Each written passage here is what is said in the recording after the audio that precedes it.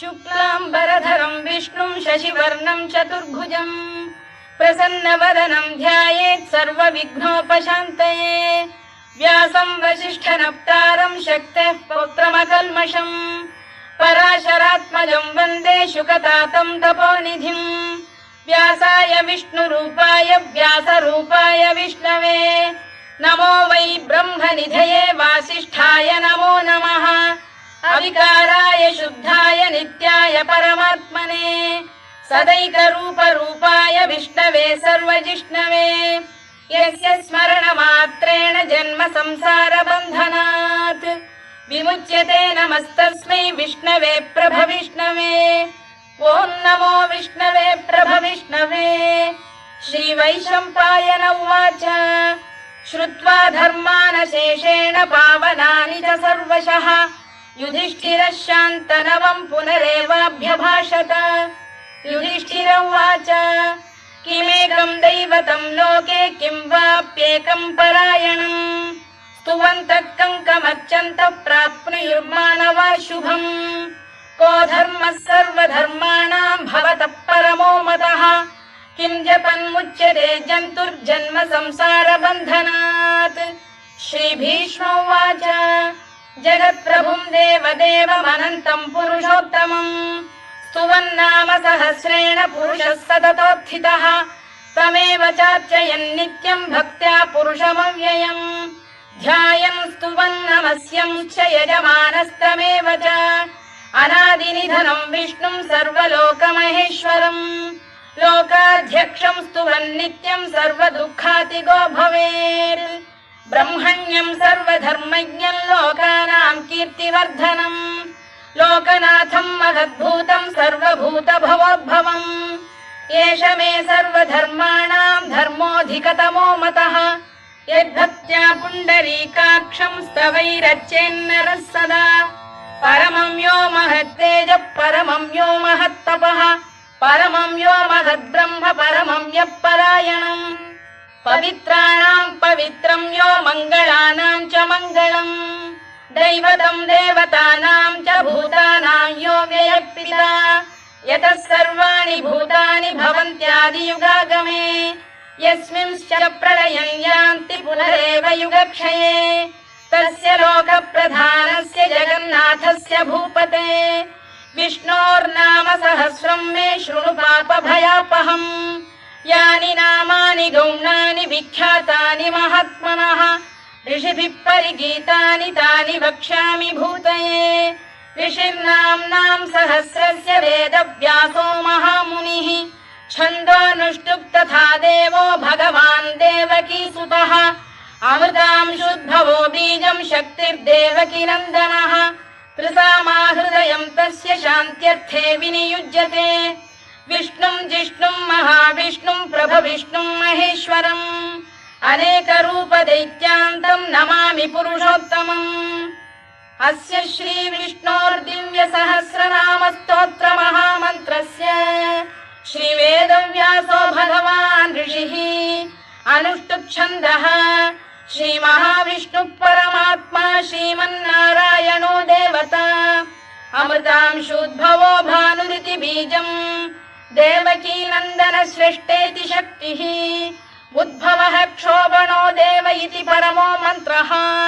शङ्खबृन्नन्दकी चक्रीति कीलकम्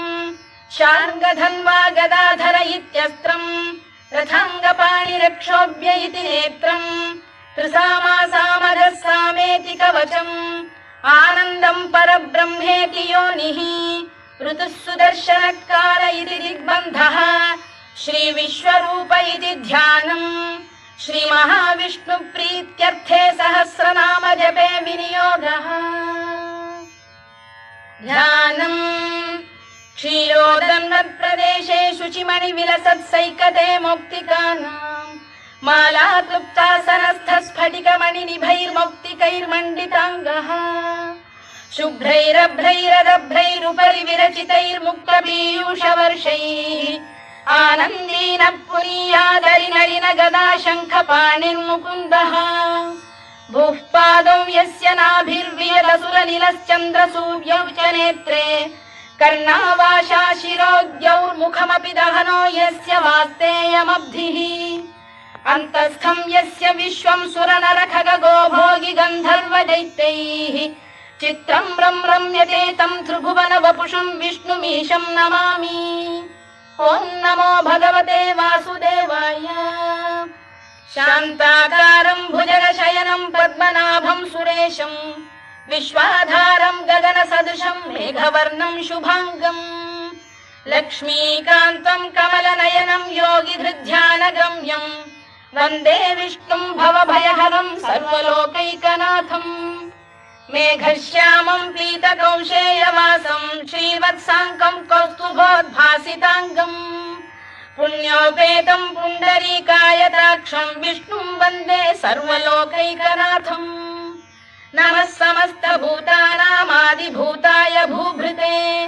अनेकरूपरूपाय विष्णवे प्रभविष्णवे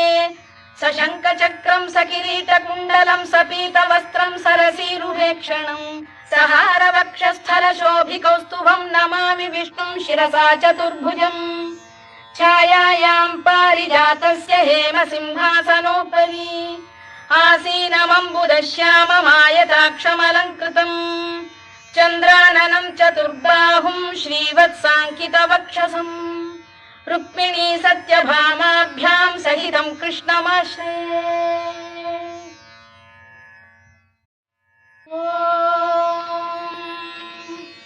विश्वं विष्णुर्वषत्कारो भूतभव्य भवत्प्रभुः भूतभृद्भावो भूतात्मा भूतभावनः भूतात्मा परमात्मा च मुक्तानां परमागतिः अव्ययः पुरुषः साक्षी क्षेत्रज्ञोऽक्षर एव च योगो योगविदां नेता प्रधानपुरुषेश्वरः नारसिंहवपुः श्रीमान् केशवः पुरुषोत्तमः सर्वः शर्वः शिवस्थाणुर्भूतादिर्निधिरव्ययः सम्भवो भावनो भर्ता प्रभवः प्रभुरीश्वरः स्वयंभूः शम्भुरादित्यः पुष्कराक्षो महास्वनः अनादिनिधनो धाता विधाता धातुरुत्तमः अप्रमेयो ऋषिकेशः पद्मनाभोऽमरप्रभुः विश्वकर्मा मनुस्पष्टा स्थविष्ठस्थविरो ध्रुवः अग्राह्यः शाश्वतः कृष्णो लोहिताक्षप्रदर्दनः प्रभूतस्त्रिककुब्धाम पवित्रं मङ्गलं परम् ईशानप्राणदः प्राणो ज्येष्ठः श्रेष्ठः प्रजापतिः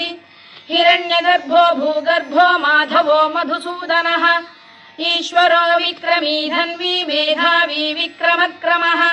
अनुत्तमो दुराधर्षः कृतज्ञः कृतिरात्मवान् सुरेशः शरणं शर्म विश्वरेताः प्रजाभवः अधः संवत्सरो व्यालः प्रत्ययः सर्वदर्शनः अजः सर्वेश्वरः सिद्धः सिद्धिः सर्वादिरच्युतः वृषाकपिरमेयात्मा सर्वयोगविनिसृतः वसुर्वसुमनः सत्यः समात्मा संमितः समः अमोघः पुण्डरीकाक्षो वृषकर्मा वृषाकृतिः रुद्रो बहुशिरा बभ्रुर्विश्वयोनिश्रुतिश्रवाः अमृतः शाश्वतस्थाणुर्वरारोहो महातपाः सर्वगः सर्वविद्भानुर्विश्वक्सेनो जनार्दनः वेदो वेदविदव्यङ्गो वेदाङ्गो वेदवित्कविः लोकाध्यक्षः सुराध्यक्षो धर्माध्यक्षः कृताकृतः चतुरात्मा चतुर्व्यूहश्चतुर्दंष्टश्चतुर्भुजः भ्राजिष्णुर्भोजनं भोक्ता सहिष्णुर्जगदादिजः अनघो विजयो जेता विश्वयोनिः पुनर्वसुः उपेन्द्रो वामनः प्रांशुरमोघः शुचिरूर्जितः अतीन्द्रः सङ्ग्रहः सर्गो धृतात्मा नियमो यमः वेद्यो वैद्यः सदा योगी वीरः माधवो मधुः अतीन्द्रियो महामायो महोत्साहो महाबलः महाबुद्धिर्महावीर्यो महाशक्तिर्महाद्युतिः अनिर्देश्य वपुः श्रीमान् अमे आत्मा महाधृधृत् महेश्वासो महीभर्ता श्रीनिवासः सताङ्गतिः अनिरुद्धः सुरानन्दो गोविन्दो गोविदाम्पतिः मरीचिर्दमनो हंसः सुपर्णो भुजगोत्तमः हिरण्यनाभः सुतपाः पद्मनाभः प्रजापतिः अमृत्युः सर्वदृक्सिंहः सन्धाता सन्धिमान् स्थिरः अजो दुर्मर्षणः शास्ता विश्रुतात्मा सुरारिः गुरुर्गुरुतमो धाम सत्यः सत्यपराक्रमः निमिषो निमिषस्रग्वी वाचस्पतिरुदारधीः अग्रणी श्रीमान् न्यायो नेता समीरणः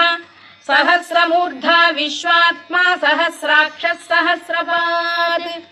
आवर्तनो निवृत्तात्मा संवृतः सम्प्रमर्दनः अधः संवर्तको वह्निरनिरो धरणीधरः सुप्रसाद प्रसन्नात्मा विश्वधृक् विश्वभुग्विभुः सत्कर्ता सत्कृतः साधुर्जह्नुर्नारायणो नरः असंख्येयो प्रमेयात्मा विशिष्टः शिष्टकृच्छुचिः सिद्धार्थः सिद्धसङ्कल्पः सिद्धिदः सिद्धिसाधनः वृषाही वृषभो विष्णुर्वृषपर्वा वृषोदरः वर्धनो वर्धमानश्च विविक्तः श्रुतिसागरः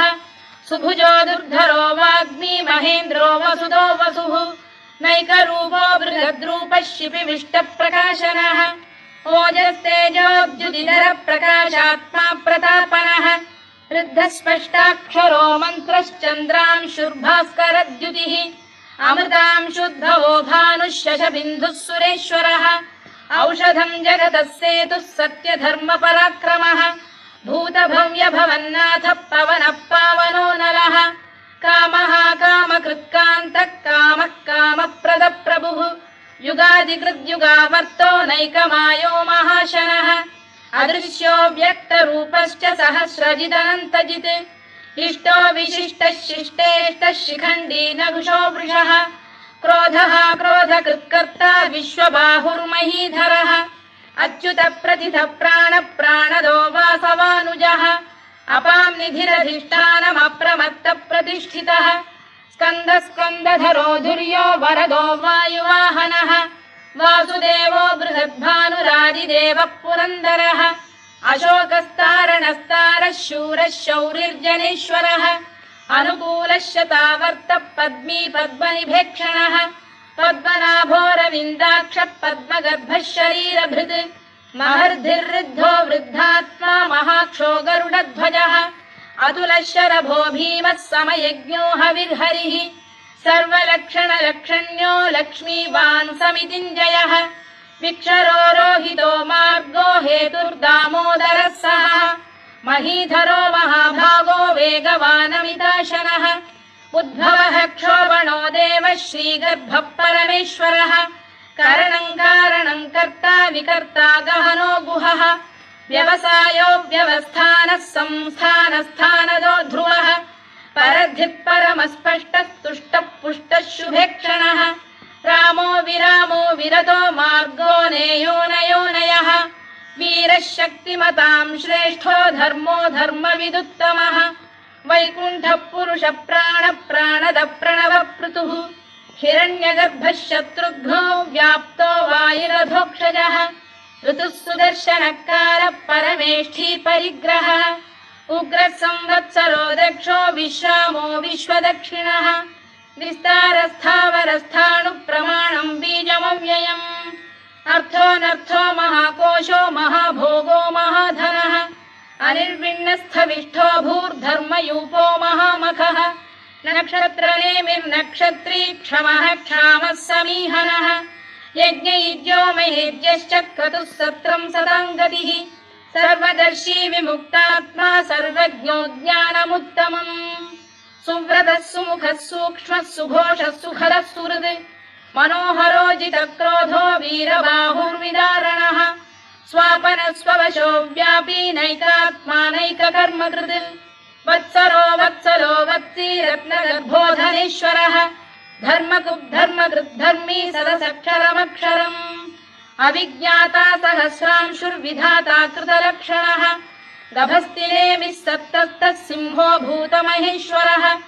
आदिदेवो महादेवो देवेशो देवभृद्गुरुः उत्तरो गोपतिर्गोप्ता ज्ञानगम्यः पुरातनः शरीरभूतभृद्भोक्ता कपीन्द्रो भूरि दक्षिणः सोमपोऽमृतपः सोमः पुरुजिः पुरुषत्तमः विनयो जयः सत्यसन्धो दाशार्हः सात्वतां पतिः जीवो विनयिता साक्षी मुकुन्दो मितविक्रमः अम्भोनिधिरनन्तात्मा महोदधिशयोऽन्तकः अजो महार्घः स्वाभाव्यो जितामित्रप्रमोदनः आनन्दो नन्दनो नन्दः सत्यधर्मा त्रिविक्रमः महर्षिः कपि